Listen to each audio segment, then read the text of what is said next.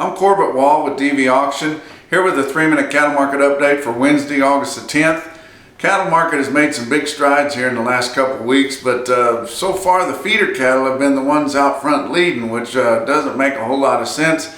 About the only thing that feeder cattle can lead is calves or lighter weight feeders, but they've been the ones out front with the pointy stick so far during this little rally here. But live cattle futures early in the week, the October contract, Monday was down 87 cents, Tuesday was up 35, 10 the day on Tuesday at 115 even.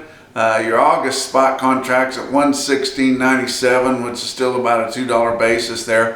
Feeder cattle in September, Monday was steady, Tuesday was up 165, 10 the day on Tuesday at 148.85. Your spot August contracts at 150.17, which is $3 exactly out in front of the CME feeder cattle index at 147.17. So your board is pulling your cash feeders along and also giving support to your fats, which just don't see that very often. Real-time index on Cattle Market Central is a pinch higher than the CME index at 147.28. So those things have kind of leveled out, but it looks like the board is going to pull cash on a little bit more, and usually you don't have to do that because the demand in the cash feeder cattle market is usually enough to keep it out front. But your weighted average in your fat cattle trade last week on 102,300 head in the 5-area feeding region, which was nearly 20,000 more than the same week a year ago. But live steers averaged 118.92, which was up $1.92. Your dress steers at 187.82, which was up just 174.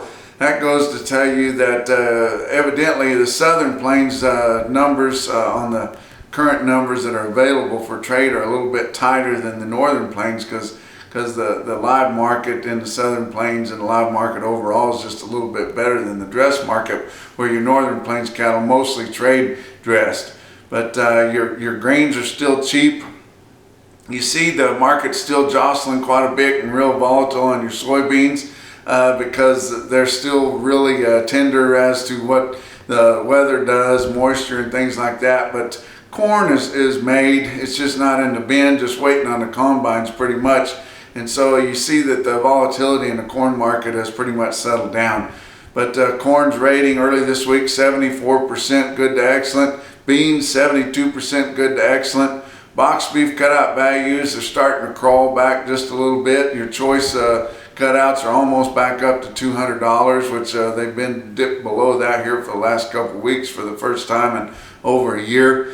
But we talk about how these feeder cattle are out front, and they really shouldn't be. Your feeder cattle won't hedge right now, yet it just keeps charging and moving up faster than what your fats are, especially your out front fats, which are not really supporting these higher feeder cattle prices.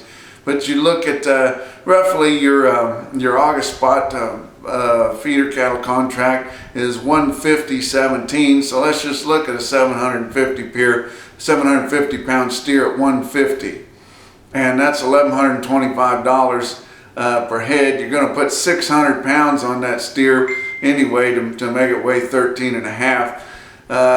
If your best case scenario is 60-cent gain, some of your independent farmer feeders can do that.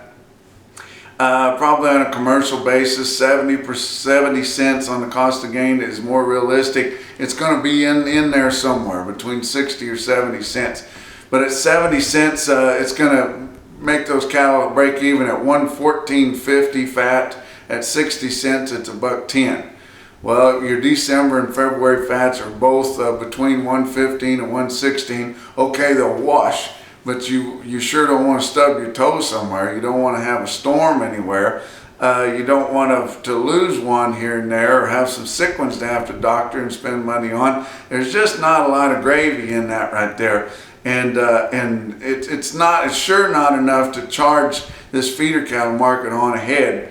But we need some support in those out front fat cattle contracts. Look at your cash feeders this week. Oklahoma City had 5,900 head. Feeder steers $2 to $5 higher. Spots as much as $8 higher. Feeder heifers steady to $2 higher. And calves steady to $4 higher. So we're seeing a strong calf market right before we get to all these calves that are going to be moving this fall. Joplin's still another light run, been awfully hot around 3,800 head for Joplin. Steers 1 to 3 higher, heifers $2 to $4 higher. Look at Cattle Market Central for an individual quote out of Loop City, Nebraska. About 5 o'clock on Tuesday evening there, they had 110 steers, weighed 737, bring 155. That's 3 minutes. We'll talk to you on Friday.